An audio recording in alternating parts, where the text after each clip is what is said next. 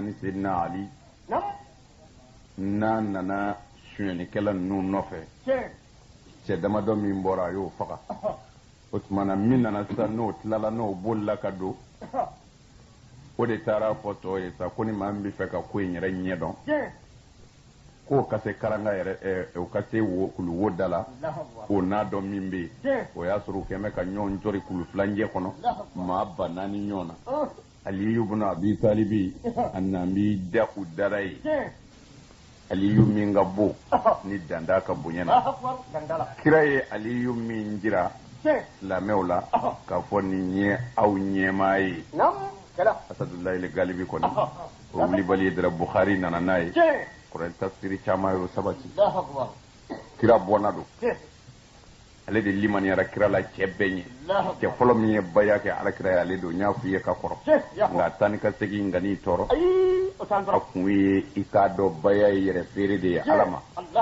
yɛrɛ feere tɛ mɔgɔ min ni ala cɛ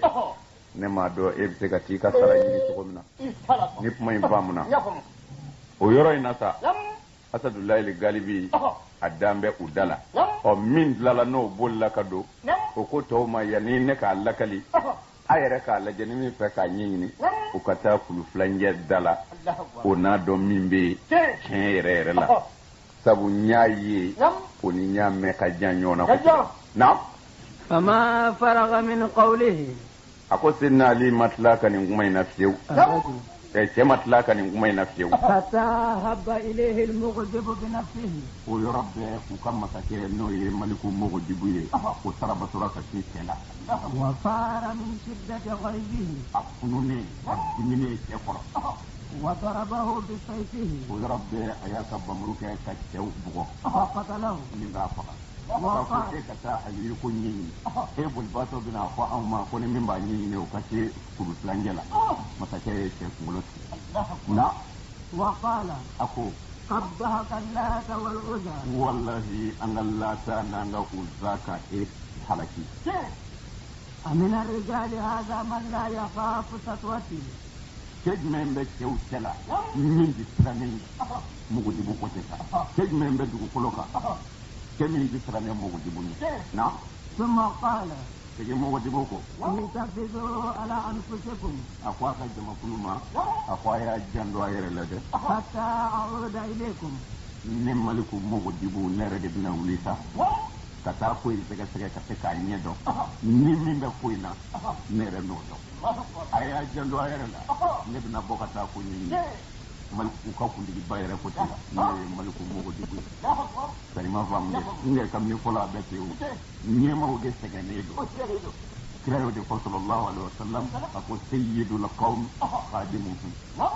jama kuntigi o de ye min b'u ka baara kɛ nka min bonyenen sigilen don tɔw b'a kɛ ale sen da la balimaba de b'a kɛ sani ma faamu dɛ yarabi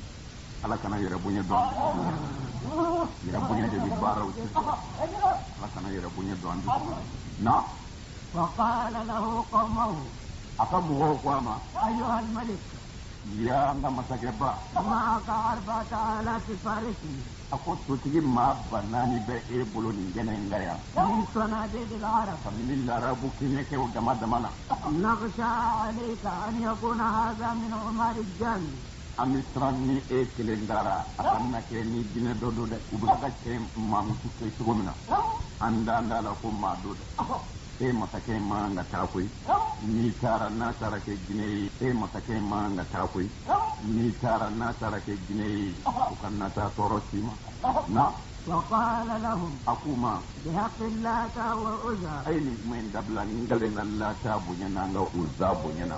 لا بد لي من الدنو إليه fo ne yɛrɛ de ka taa ko in sɛgɛsɛgɛ ka surunya na k'a si dɔn والهجوم عليه fo n ka taa n zuru nin fɛn in kan a mana kɛ fɛn o fɛn ye ni Mugdibu na taa n bolo da sɛgɛ فإن كان من الإنس n'a kɛra adamadenw dɔ ye dun قتلته n'a faga وإن كان من الجن amma n'a kɛra jinɛ dɔ ye أبدته n'a a sitinu pewu ولا يقال a ti fɔ kɔni إني امتنعت من قتال الجن wallahi a bɛ se ka fɔ de ko Mugdibu sara nka a ti taa fɔ fiyewu ko Mugdibu siranna jinɛ kɛlɛ ye o ti kɛ نبي تاكوني نعم ثم إنه هز وسطه ويربي مغدب يا سمان جسري وجرد سيفه أياك بمروفوش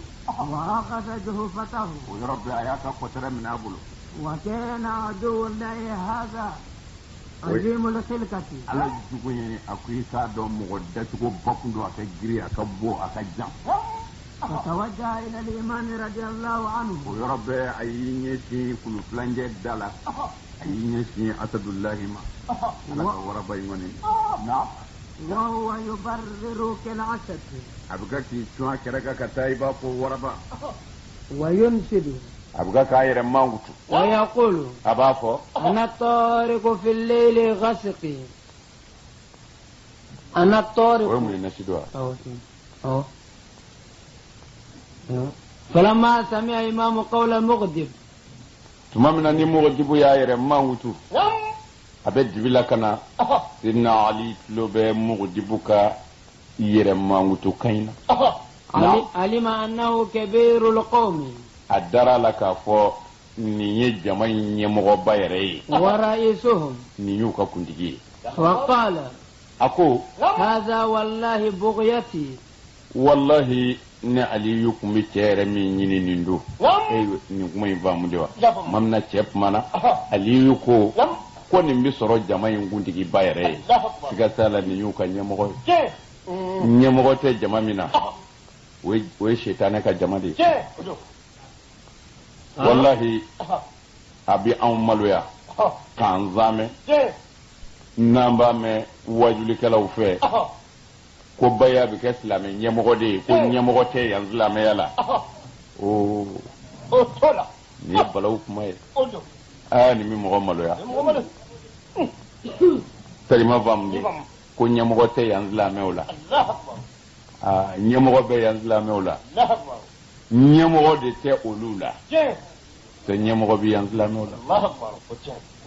o mu nyemgo balika de se ka soro islameo la sabu jugu sera islameo la ya ku fara ku kodo o dama te tenjama be dugula ya o mago te alala o ka tenduru kun te ala ko nyote nasoro la ebi te turu ala kama ne bi de turu ala kama ambe be an kaburu de joro amba an sado joro an bodo an ga sew cela kata ke dinanye kaburu kono nambo joro wallahi ambi be amba ndiga di nyoma ambi nyema nyine anyere la mais ni nyema ya kera be bidlo ki boka bla no fa bore we ala ko la pew o ya kele nye ko ni toko ko nyote kira ka sahaba ni nyema ya jira la mina o kumbi kira sham sabu kira yo de fo ko nyema la diri ni yo ye ala bolo lahara iba kanu ikafsa ikana ke fo nyema ye jela tike ko jango ni nyema makel la diri o kuma na nyema ya silame nyuma bi siranye ongania nyema mateka soro silame ola mana silame o be minga o te ala tay no kera ala tay dongodo ala ka puma kilin o bi nyema sorula no de wa antasimu bi hablillahi jami'an wala tafarraqu ay nyomine ala ka juruba kelela no ye ala ye kilinyi mudu ala ka chide ko ay nyomine o juruba kelela aka na fara no sabatira dongodo zukuna ni mo kala no na dongodo o shidona silame o tega bi do nyombolo genyini bi boss la mela bi ka ala nyini no kara farali bi dabla farali kundalaw farakanyere ti ni genyini te Allahu akbar ye tijaniye ni ye kadiriye ni ye shazaliye ni ye tarabiye ni ye wahabiye bete yi kungodi ne bi tijaniya to akatake mbi kadiriya to akatake mbi shazaliya to akatake mbi wahabiya to akatake ne rebi ndake me otabali anga ndege do nyombolo nango ala be lahara bise na zire kiri tige babu soroka kiri utige Allahu akbar idra me aw min be ko ala e kilinyi modu ala ka chide dine to nyena olu de biga ka yele aw mbari ta tola do bi do tige ko jaako ka uba do yoro la ala ko te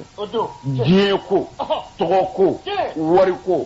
la no ka balaw astaghfirullah sallahu ka balaw fili ko Allahu akbar keleka utmana ambe anyine ala fe do la nin bɛɛ bɛna bɔ yen onge o basakili cili n'o dali kɛnɛ kan o tɛ kɛ nɔgɔya la dɛ kɛlɛ min b'a nɔfɛ o y'o de ye n b'o f'i ye ka segin a kan a bɛ maa caman kabakoya ko ninnu bɛ Hayidara kɛlɛ mun na kɛlɛ yɔrɔ ye yɔrɔ kelen dama de ye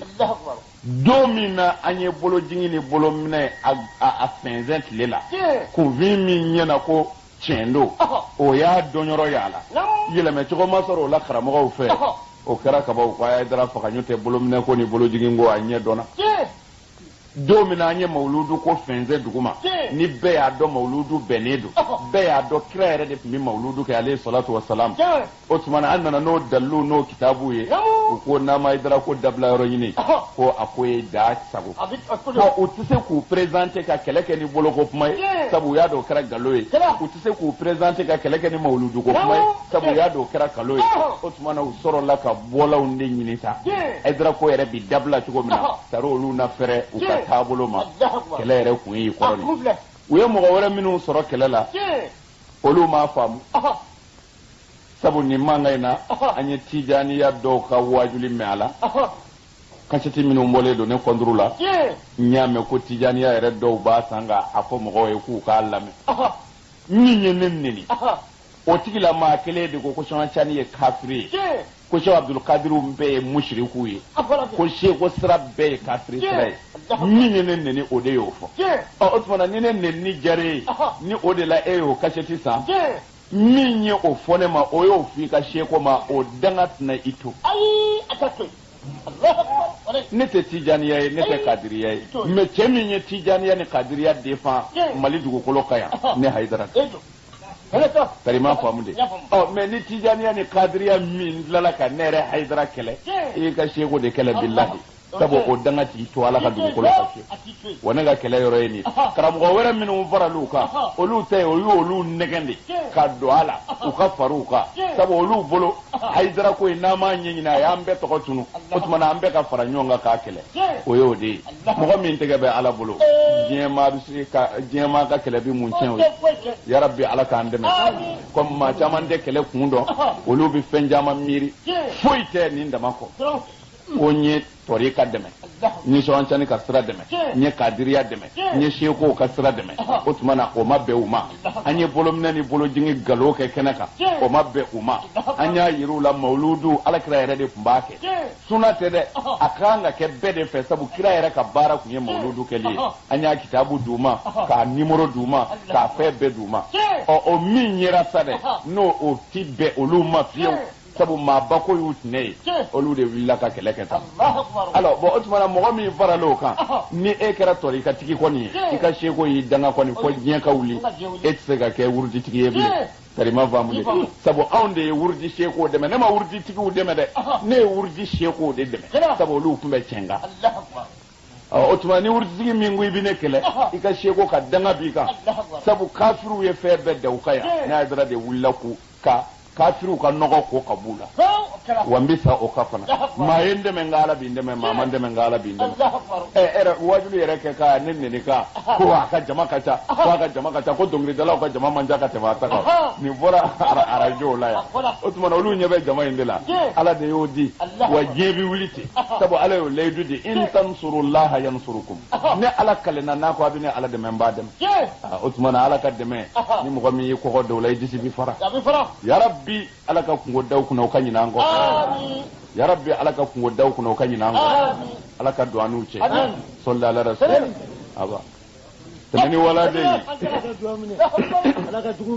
Asadulayi y'a dɔn a ko nin ye ɲɛmɔgɔ natɔ ye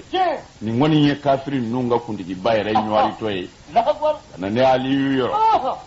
Aliyu fagara kafiri ma faga o kana ɲinɛ o de kɔ o de la ne bɛ n jɛɲɔgɔn wele tuma bɛɛ k'u hakili ko kafiri ma a bɛ fɔ mɔgɔ minnu ma kafiri o ma Seydina Ali faga dɛ selawane dɔ de ye Asadulayi faga Asadulayi le galibi Seydina Ali selawane dɔ de y'a faga o tuma na seli o tɛ silamɛya ye i dara o kɔnɔna selilaw de ye Seydina Ali faga a tigi selila fo ka mɔgɔw ɲinɛ n'a ye salamu bila a b'a daminɛ n'a ye salamu bila a b'a daminɛ a y'i to o de la fo ka na aran fɔlɔ la sidna ali kun donna mihrabu fa fajr fa yoro na ibamru ke ka cha kuna ka kungulo yere ko yoro be belebele ala masrotan sillaw nodo tel teslamay mbalmake anaka ja momi ya usman bin affan faka sillaw wane wudidu momi ya hasan ne husaini faka no ikra ka fulani ikra mode vlani sillaw wane wudidu minu nye sidna husaini faka ni seli wati sera ubi jingi ka bo soka ka seli nut lala ubi tla ku nye shin kira modela kira ya mode min ta tigama ako ala inna husaynan minni wa ana min husayn ala ahabba allah man ahabba husayna wa abghada allah man abghada husayn ala sidna husayn ala kira sidna husayn ta tigama ako min njirala aka do nindin ni mboranena ni mudu boranna ala kam ma kanu ni mami ye ninde nganu ala kam ma jugu ya ki kuna ko ya ki labace ni mami ye ninde nganu o fora sella minu ye o sella kele onde sidna husaini faka ka kungulo tige ka do diana ka yala nay nu sera seli dugu mina o seli mogo bebi bo o bina tegere fo ka hota ala kira mode kungulo la sidna husaini an ga nyani madamina bi koy abi dugaw de ke ala ka danye hakela am se mingoro an ga nyani madamina bi koy o Usmana munye kira mode nga sa chugola ka munye ne haydara nyani chugola iba soro ka janyo na ko tarima fam mbini nji kunfi ma do umana toro e mu'minika ka do yonga ladade o yonga ladade ngambi jugo nyinu fe uka ala welenye sabu wati utekelenye o seni tliya soro limaniya jon khacha halna leti ala ti son fiew kalimaniya bod sukun o me aw mit lemina bi o ka jugo ka temo kuma o labi jugo ke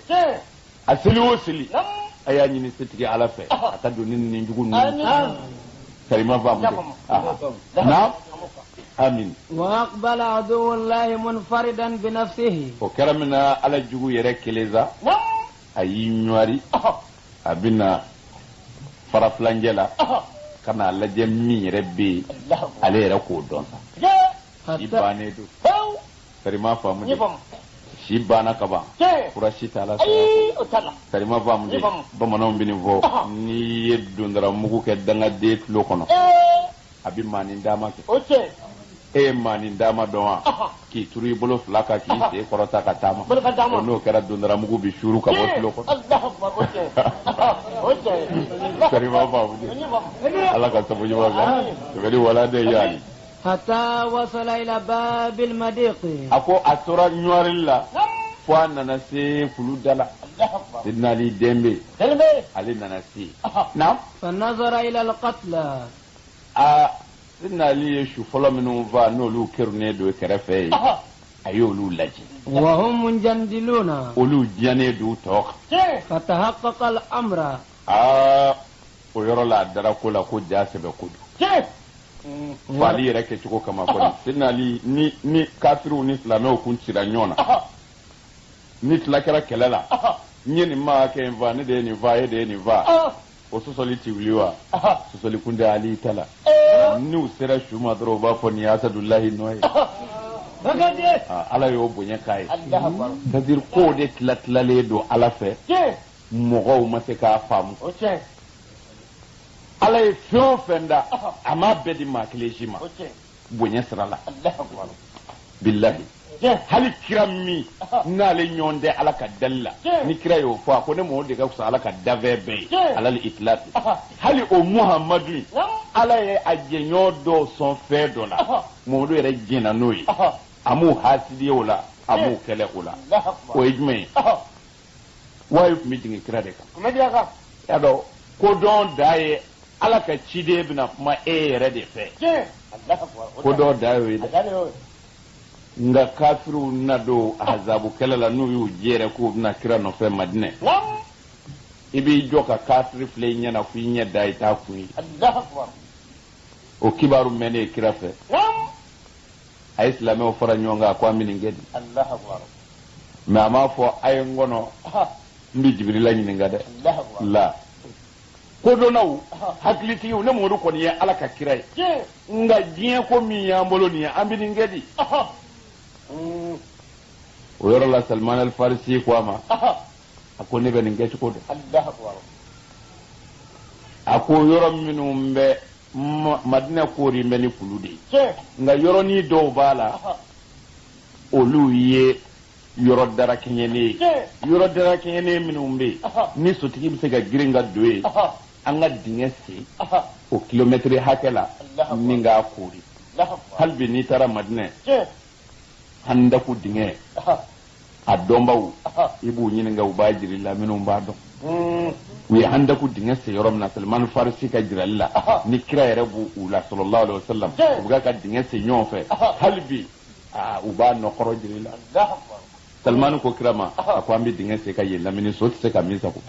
n'o kɛra sotigiw bɛna jɔ dingɛ da la o tuma na minnu b'a fɔ u bɛ don kulu filancɛ fɛ an bɛ kalatigiw ni kaladiɲɛ bila u b'olu kunbɛn i k'a dɔn kira n'a ka kiraya a sɔnna Salman ka kuma ma a ko an b'a kɛ e ta ye Suleiman Farisi o tɛ larabu ye dɛ Farisi ka don furusi don Iran ka don Sariman faamu ale de ye nin plan jira kira la kira sɔnna u y'a kɛ o kɛcogo la fana u sera sani hakili in di kun ye min ye fo an ka sɔn i yɛrɛ ka kalanden dɔ bɛ yen a bɛ e bolo kalan na nka da la a bɛ se fɛn dɔ de la e tɛ se o de la ala y'o k'a ye o bonya in don a bolo Sariman faamu mɛ n'u ko sariya la ko e bɛ taabolo min ka solo ni e ye bolo minɛ n'a ye e ko fɔ ne ka n daminɛ sariya la e tɛ silamɛ ye o kɔrɔ ye di an dafa wajibiyalen tɛ ka kɛ kelen ye nka an ka batofɛn wajibiyalen bɛ ka kɛ kelen ye alimami Maliki ale de ye Shafi'iyu kalan Shafi'iyu ye wala daminɛ Maliki fɛ nka sera yɔrɔ dɔ la Shafi'i ma sɔn Maliki ka kuma dɔw ma Shafi'i yɛrɛ ka mazhabu kirera a fɔ ko nin ye Shafi'i taasira ye nin ye alimami Maliki taasira ye i b'u ka kumaw lajɛ karamɔgɔ b'a fɔ nin ka fin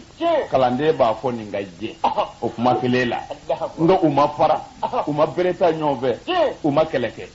alimami Maliki nana sɔrɔ Shafi'i bɛ wajuli la a ye lakɛrɛ ta walima sɛbɛnnikɛla ta k'a sɛbɛn misiri piye kan a ko cɛ min filɛ ka kuma mɔgɔw fɛ nin ye nin ɲɔgɔn tɛ ala ka dugukolo ka bi ala ka diinɛ dɔnni na ale de ye faridu asirihi ye o kɔrɔ ye a kelen de bɛ bɛɛ kan Maliki y'o sɛbɛn k'i kɔ don Shafi'i tilala n'a ye sɛbɛnni kɛ n'o ye a ko n galenna ala la min ye nin sɛbɛn o de ɲɔgɔn tɛ ala ka dugukolo kan e tulo bɛ nin kuma in na ala e ka ninnu n'anw gɛrɛ ɲɔgɔn na ta an ka jan dɛ Allahu akbar a n'a ka kalanden don u ka hakililaw ma kɛ kelen ye diinɛ taasira dɔw fɛ mɛ bɛɛ tori i ta kan bɛɛ y'a tɔɲɔgɔn kelen tanu a ta mɛ ni e ni ne ta ma kɛ kelen ye ni sɛbɛn ye fo n k'i fa de walima n k'i lebu nkalon kan ala ye fɛn dɔ di dɔ ma o to a bolo masa Sulemani mako jɔra Balakisa ka sanu chaise la a bɛ sigila min kan masa Sulemani jinɛ ni adamaden ala ye fɛn o fɛn da ni mɛlɛkɛ tɛ ala y'a bɛɛ mara di Sulemana mɛ a mako jɔra muso in ka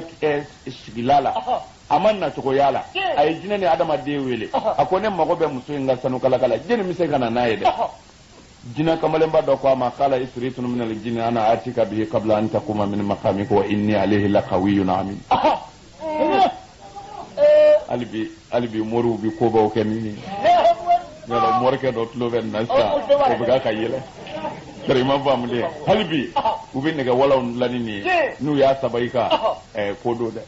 ala k'an kisi ɲɔgɔn dɔrɔn nin aya in tɛ tulonkɛ fɛn ye moriw bolo a bɔra ne kɔnɔ ɲɔtɛ u tun bɛ ko caman kɛ n'a ye a bɛ faamu de wa jinɛ dɔ de ko masa Sulemani ma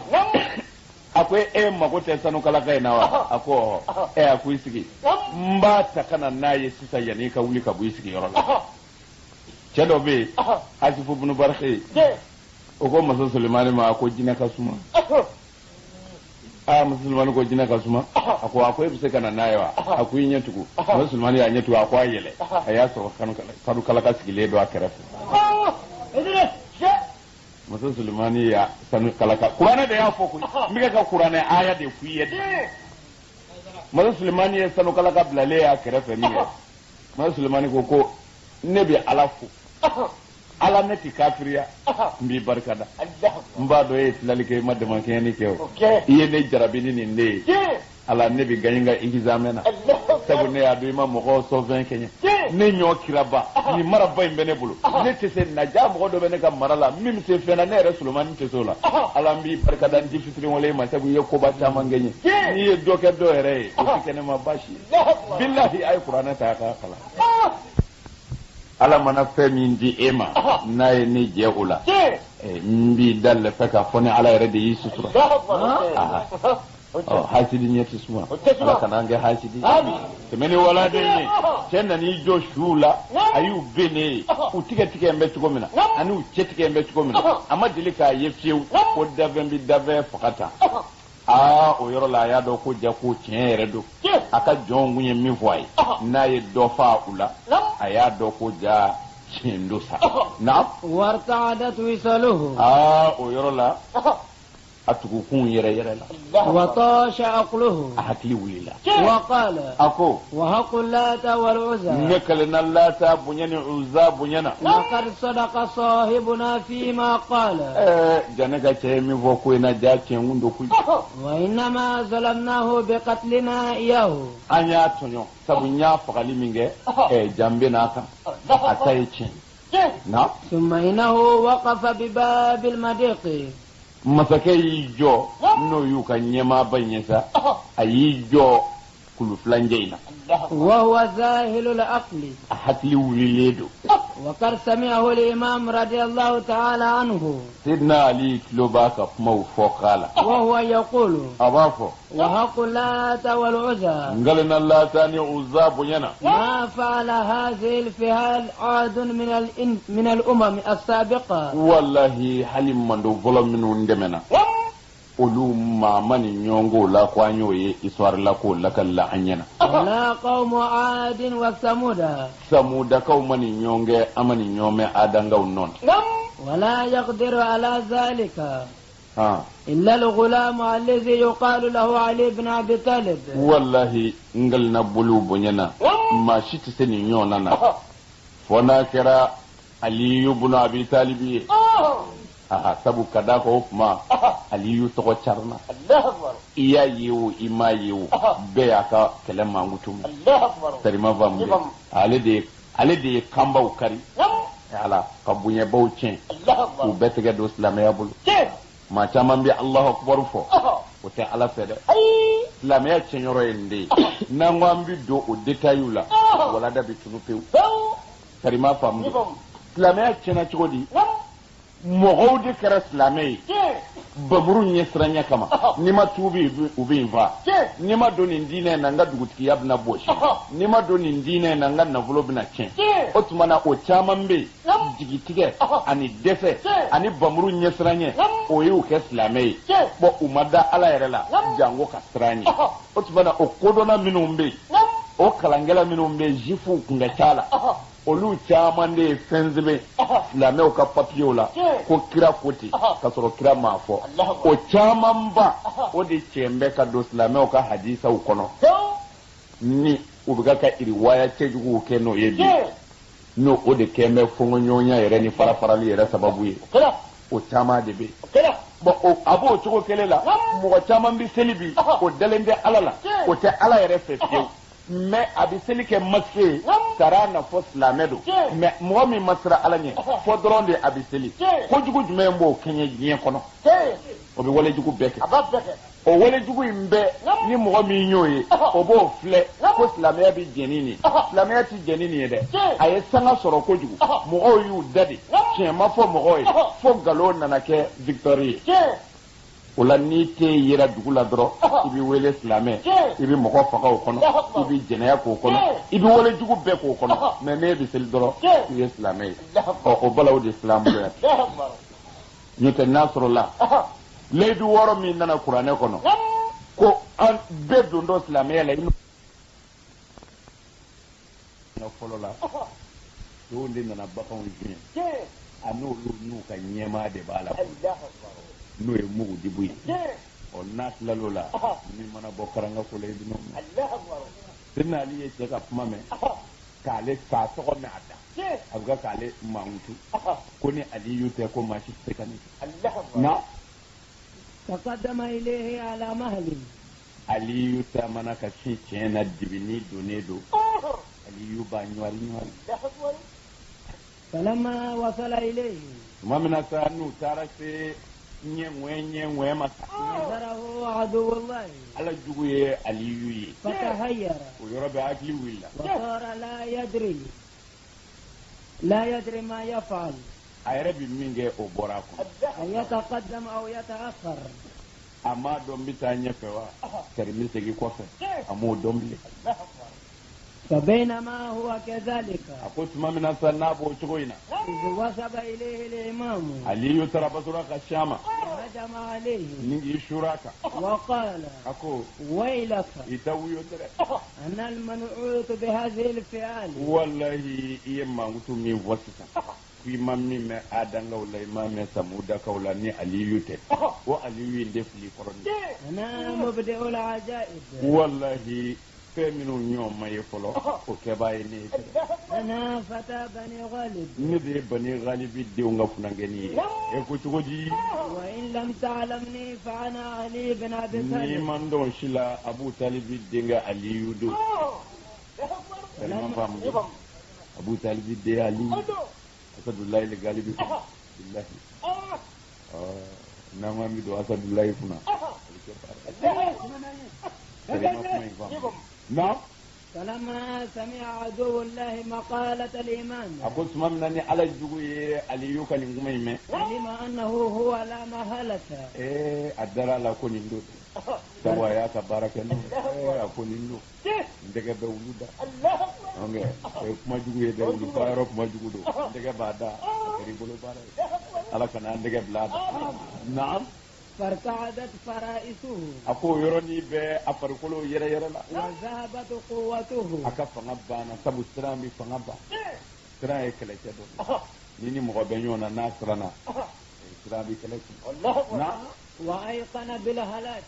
ويربي كافري درا لا قال ما هو فصرخ بأعلى صوته أكرنا كافري أكرنا وقال أكو يا قوم نعم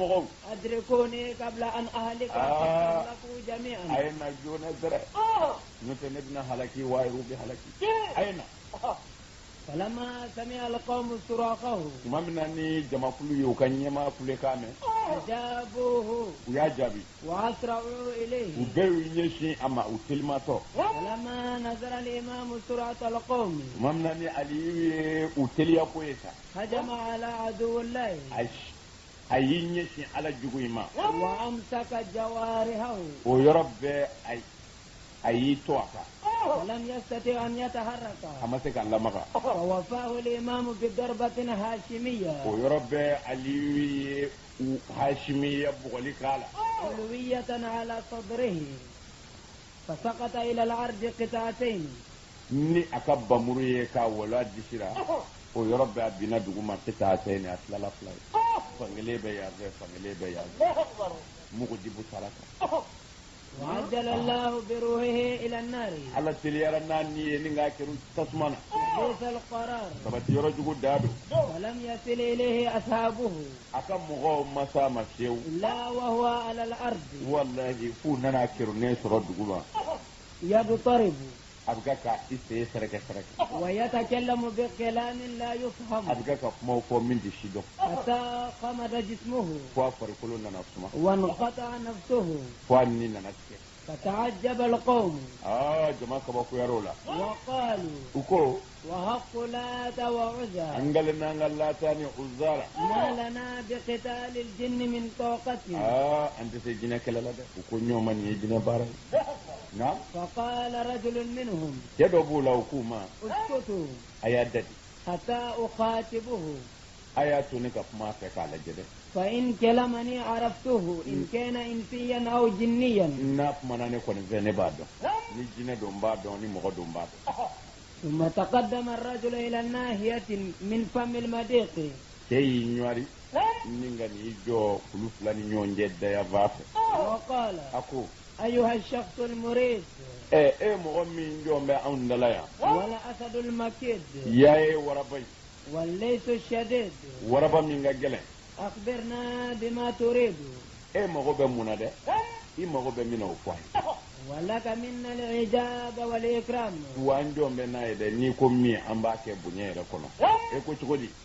فلما سمع الإمام رضي الله تعالى عنه ذلك ممنني علي نغميمه أجابهم أي تجاري أريد منكم كلمة النجاح والفوز أقوم بكشف مكادي من أوفي والصلاح أني ينف مكادي وهي أن تقولوا معي بعجمائكم ودي أبدك فرنيونغا نبي ميفو أكاسيكوكا لا إله إلا الله محمد رسول الله ما فويتي على كلمة ومولي على كشدي أكجني كلمة توحيدي فلما سمع القوم ذلك ممنني جمع كلية نغميمه قالوا وكو وحق لات وعزى أنقلنا لا تاني أزالة ما هذا إلا جني ني جني وقال بعضهم دوكو ما هذا إلا بشر مثلكم ني أيرين يونادي آدمي مغير وما نرى من الرأي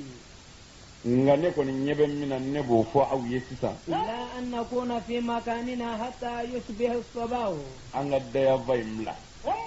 anga ta nyefe anga ta munyo anyera kay yene dugu kaje je shufe ko de na ya nyere toni mulo ambe na banke lengel anga ta wonyefe fo dugu yetaje o ni dugu jera sa ni nyewe nyoyi o mana mimbike o bishidon na فينكشف لنا هذا الأمر نو كرا كوي نبغي أني أتشيرك فلما اجتمع رأيهم على ذلك أقول ممنا نو بك حكلي لا تربي أوكان تأخروا إلى ورائهم ويو قطر ما بونغو قفستي فلما رأى إمام رضي الله تعالى عنه تأخرهم ممنا ني عليو يا يي وسجروكو وما عزموا عليه أنو بنا مينغا كافوانغا تدوكاجي تقدم إلى عدو الله سيدنا علي ينشي إلى عدو الله نيغانا على جوغي نيرولا وهز رأسه نيغا فولك ثم قام تيغا ولا فذبح كبشا من الغنم التي أخذها أيسغا كلمة بغان نونا نيغو كانديغي وسلخه أيو بوتو وأدرم نارا وشواه أي تسمى منا نيغو وشو وأكل حتى اكتفى أي دومينيك ولا فوكتا سي أفايرما وحمد الله تعالى صلى الله نيغا على كم وقام بين يدي الله تعالى أولا كي جو على نيكون لنا نو يستلي ويسا راكعا وساجدا بسجودك علي بركوعك علي حتى طلع الفجر ففجر كنا تارك فصلى صلاة الصبح أي سوما دستلي سلي ثم تهزم تكي أي كمان جل سري وأخذ سيفه وجهفته أياك بمروتا ناكا كتره ونزل إلى كتره دي epekela ubi tasaddatugo mi mine ubolo ni kuibu bugo ni muruye uba aketi ka muru kuwe odi ko tere ngam ونزل إلى فم المضيق asro laka ni isigi kuluf lan nyonje dala فلما طلعت الشمس mamna ni tleren na bosa نظر إليه القوم بأعينهم jama kuluye aliyu flenu yere nyeksewi وهو يرمق إليهم ay rebiga ku nyekuna fle abanye jenge ku fleso فقال بعضهم دوكو نيوما وحق لات وعزى انغلنا نغلاتاني وزالا ما هو جني جنتني ولو كان جنيا ni jinado لغاب عند انتشار الصباح ni tle bora jinabi dugo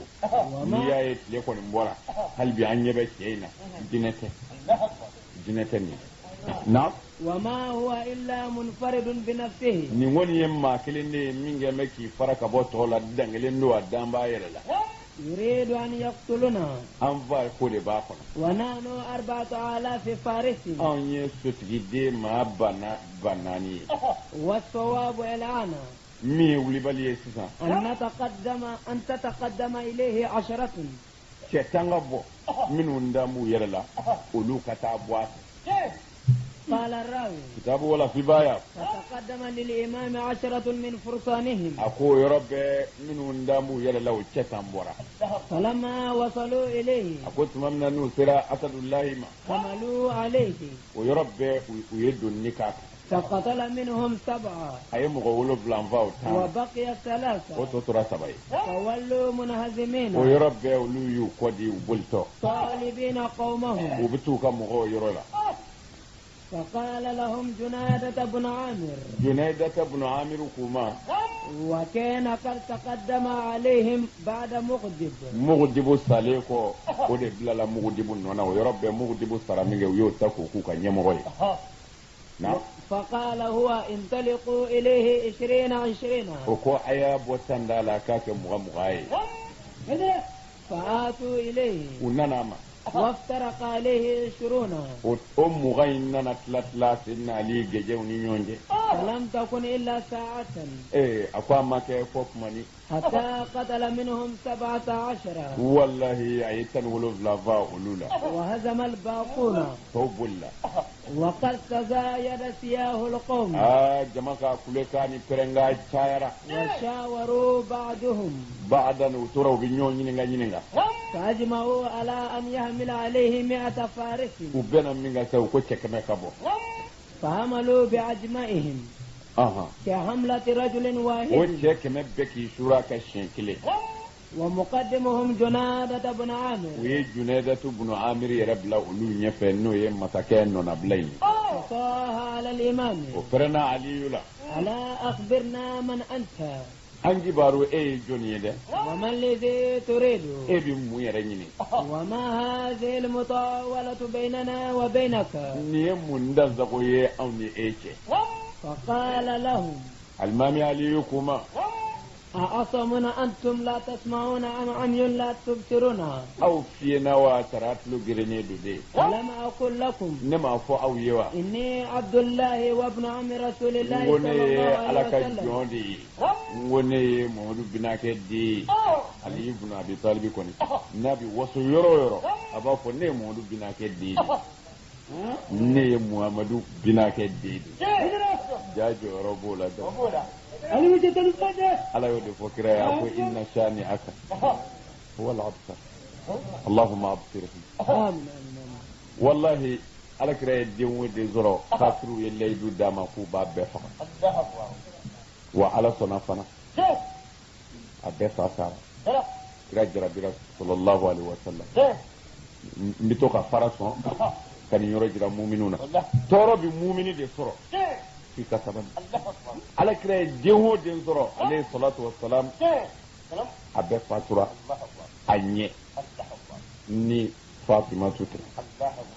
me kafiru mu ka juya yira de e dugo de ya yira de andi te fiu idewo de amba be ya fo ni tariku kala umu jamilu nye ko ke krala o do ce ka di ubishi boli sokono kira dew ni kira re ni ni mana ala jabo ke wala ala ba ka jon jarabi ko telabla li de o e jarabi li de parce que aw nyebe de la ala nyebe la harabi mam na ni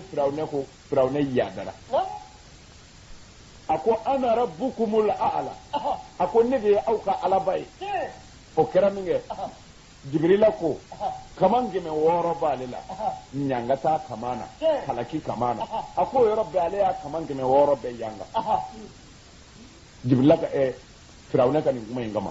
tari anana dugukolo yere be noni shekele ako aya kaman geme woro be yanga ka ala kono ko ala be ala ko jibrila ma ko teliya raw ako mogo de bi teliya ko bi mogo minda ko ti mogo minda o ti korso okay ni baba Firawna be na dugukolo kan Firawna be ka balonga fiena ne ka gartiga de buka ka kɛ k'a balo n'a sara a bɛna ne fɛ yan Jibrila de bɛ kɔrɔtɔ mɔgɔ de bɛ kɔrɔtɔ fɛn bɛ mɔgɔ min da i b'a fɔ n'i m'a minɛ a kan na boli nka boli yɔrɔ ye e sengana ye a bɛ tila ka segin e de fɛ a ko Jibrila ne ma kɔrɔtɔ Firawo ne to ye dɔɔnin Ala ma kɔrɔtɔ nin bɛɛ dara kira kan k'a den bɛɛ faga ta ni Ala ka diɲɛ ye fana kira ma kɔrɔtɔ mais Ala nana denkɛ kelen d'a ma sa n'o ye Ibrahima ye a bɛ ka ɲɛnajɛ n'o ye tuma min na saya bana nana o fana minɛ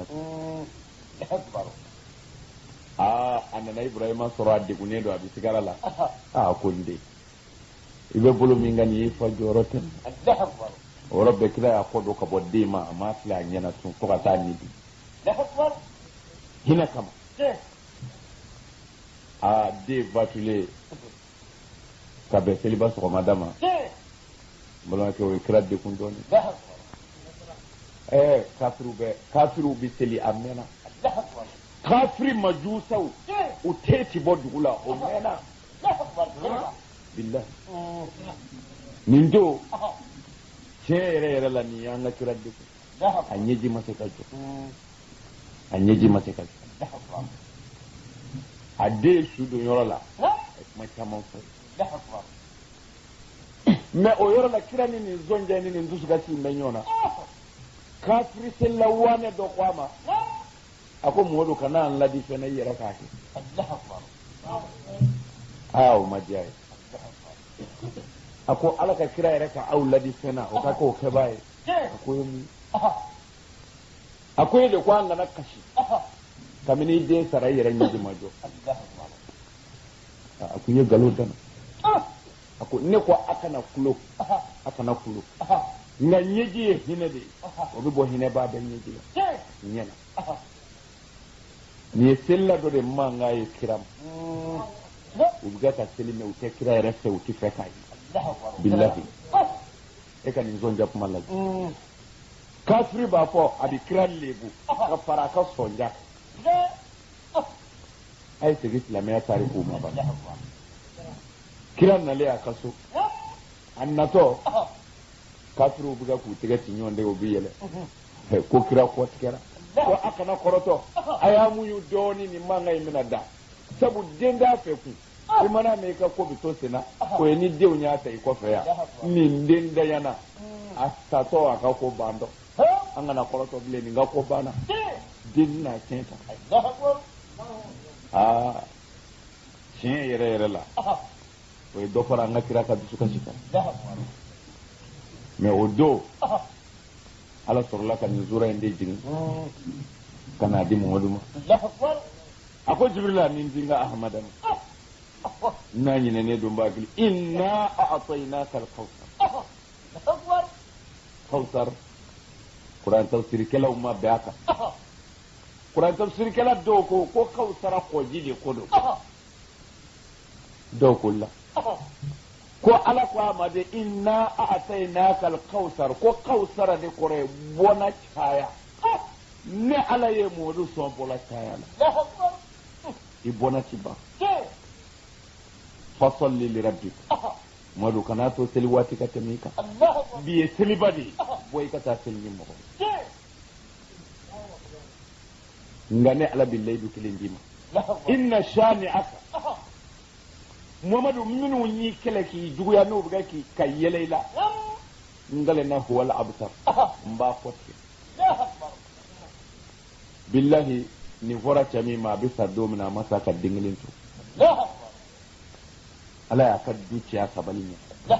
a ko kira ma a'tainaka al-kawsara n ye bɔnna caya k'i ye fo diɲɛ ka wuli e bɔnna ci ban hali ni bɔnna in ma kɛ Mamadu denw ye Mamadu ka diinɛ tiɲɛ ta b'a sɔrɔ la fo ka se anw ma bi kɔni Mamadu jugu kɔtigɛra o la silamɛ bi jarabi de tɔɔrɔ bi mumini sɔrɔ n bɛ to ka fara ka nin yɔrɔ juru la ni tɔɔrɔ ye min sɔrɔ i ka sabali n'i ma hɛrɛ sɔrɔ diɲɛ i b'a sɔrɔ lahara an mana to kama yan Onye ningala. Onye nununye. Ola ni manga vitini ni ndamana. Letri ni telefon. Ana ambade ndama mi willa kana. Aidara sabali. Ninga ni farifada. Ajara nye jigide do. Jigido. Minu nanu ujirana. Ani minu nye mwele kani voin. Jigido kwa. Mbo fo ala kusala. Me ukado billahi. Ni tosma menena katumeni nga. Ukana sigade. Ne aidara sado seroba me kwa aidara sara. Me utame fiyo. Kwa aidara segira kwa shibiri kani. Ndi segi ngondi yira. Bumako kabakulu ala de be besa yorodo nga bumako kabakulu mbi meleka nguna ya sibiri andada amba beke nyonyena ka beba nyonyena akadi ala ye chogomina abina kete nyonyena ya gele ya tambo ya de gele ya tanze gango de na bile na katemeni nga abambulo fulala mo fo kan nyonyi minu nga letru ni telephone ni wulika jokera ko ni ngana fari faka ukado atim fari faka ne kira ka tare ku kala ne kira te meno nga tare ku kala almami banani mi ni yo ko foy nyu ka tare ku kala almami ubula o bugora de ka shendo abolola foka tasa ka fatulima abolo ma se ka tilemi we imamu maliki shafi'i bengara ka ko ale saraka so de Abu Hanifata we sanjamange kasola kwa Qur'an tafsiri do dlay nimbe anga dina a ima odi mo mi nyoluka histoire kala kile gona kule kamte ko tigi sega ko kono mi ngili dara sugula ka toroye ho bi se ko wuli to wuli da wa mi lay du min di kan nyoma ambe nga ko kaburu ko andi sega ngoda sabo anji foi fo min tega so timani wala denye we papier dia ko wati tira ngamba zenze doni falamma sami'a alqawmu bi dhikrihi akotuma mina ni jama kuluye ni ngofoli me kafu wa rajafat qulubuhum usrana udusukun jatkera warta'adat faraisuhum utura bi yere asadullahi kibaru fole wa qalu uko ya fata iya kamaleniwo ajibna min an takuna hadhihi al-fi'al li ghayrika an kuna foni de ni mbara numbi ke tigodi ajibna min an takuna hadhihi al-fi'al li ghayrika wala ana siza فأنت صاحب هذه العجائب إيدي نينغبا كو بانتي فعلمنا بما تريده إبي ميني أوفاني ونحن معك على ما أنت عليه إمانا ميفوا أمي دولا يفكوي فقال له وجيكي مسيانينو كمانا بواني uyali yu mina siraw siraka uya soro goshi tega kalo sira shika man wujigi tikele de kosa bi fa ko inga ke chiko mina o nyefanye anyere bi jenai karima famu فقال لهم akuma أريد منكم أن تقولوا بأجمعكم mbani na fede aliyu kutesa au bela jelengafo لا إله إلا الله محمد رسول الله وما فويته على كو مودو على كتشيدي وانا انصرف عنكم نو كلا ني عليو بي نغدو كبو او ما تورو تالا واكون لكم في الدنيا مساعدا ميك ادم مباي ني نجينا يا وفي الآخرة مستشفعا لا هردو فنا ميك اسرو نلدو ماي ولمن عاداكم معاديا وني مامي نيا جويا نيربو جويا كريما فامدي ني عليو كف ماي امبلما كدو باتاكي تشي adi mo chama nguma nana me mi leydu mindi ambadewma do en wele sisa telephone na ko suina ambini wajuli minuna ko be minina ve ko mo ka famu manga ko do hakili ka suru ko bon anye mo gon nunga pama beme ko tumana anganjija ka mai wala mo goye ko ka fam ami leydu min datima an zona me andna wala tan ni vennu angun kuma nu kan jabili sira de kan mais ama kuma kan ka mashi kala ku ka seli kan warala min da arabu kan mais anye mogo kan ni ngali jabi de adagaledo abibbe wa sebenedo mais peut-être an ka kaseti kelen te min de laki sigi ka kuma seli yɛrɛ kɛli ka kan wɛrɛ la min tɛ arabuka ye o kaseti kelen te k'a fɔ nin dilala o de kama o tɛ fiye o dilabaliya kun ye anw m'o jate baara dɔ ye an y'a jaabi de ni juguw y'a ta ka sɔrɔ k'a kɛ kɛlɛkɛla ye an sɔnna an b'a jaabi mais an tɛna jaabi ta an bɛna kaseti yɛrɛ de dilan spécial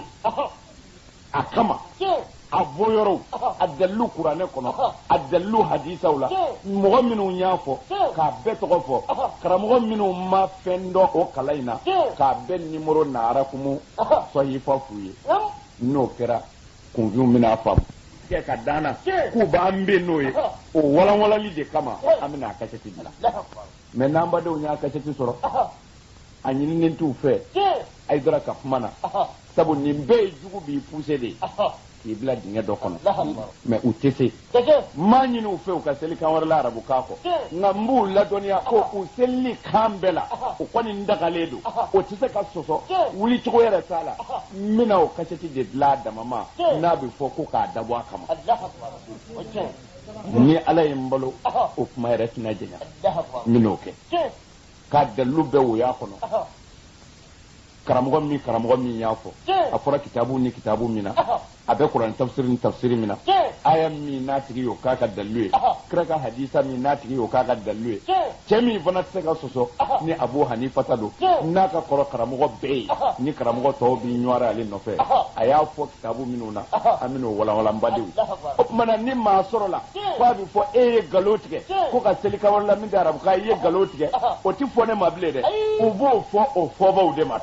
sabu na min y'a fɔ n'o dɔnna ne ye laselikɛla ye ne y'o de f'u ye aw tɛ kira ye ne ma ci wa foyi t'an bolo larabu ye papiye min sɛbɛn ka d'an ma karamɔgɔ jumɛn bɛ Mali kɔnɔ yan ko i bɛ se k'a fɔ ko e ni Jibirila bɛ kuma i nana sɔrɔ larabu ye min ɲɛgɛn ka bila yan k'o de b'i bolo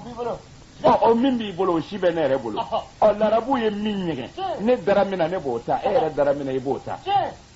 nka o kɔrɔ tɛ ko ne ta ye nkalon ye n'o ma bɛn ma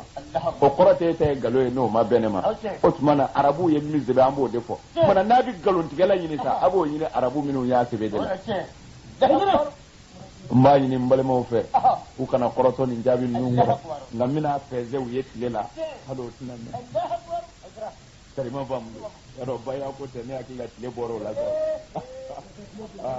le fɛtile o y'o bara ci Isa ko an kun tɛmɛna nin bɛɛ kan nka n'hali bi n'u mago b'a la an bɛna bara ci an bɛna o sesɛliw fana kɛ ten o t'a tiɲɛ o a dara ka n k'o don quoi ni ne ko n k'o n y'o lɛbili karamɔgɔw ma n'o dɔ wulila ko dalilu ma ye ne bolo n galen na ala bonya na n tɛ wajibi kɛ fɔ kaburu kɔnɔ gansan m'an sigi yan mais nin kuma ninnu ma fɔ bi o a wulila bi de sabu ko k'u ɲɛ b'a dara ko la n'a ma kunbɛn ko a bɛna o bɛɛ tunu wa a b'o bɛɛ tunu u tɛ t'o la o ye ala ka latigɛ ye ya rabbi ala ka tiɲɛ dɛmɛ u ye n kɔri ala ka tiɲɛ dɛmɛ wajibi ko dɔw ni kuru yɛrɛ bɛ ka na sa hali olu ma sigiyɔrɔ sɔrɔ ko yɔrɔ a kɛra baara ye sa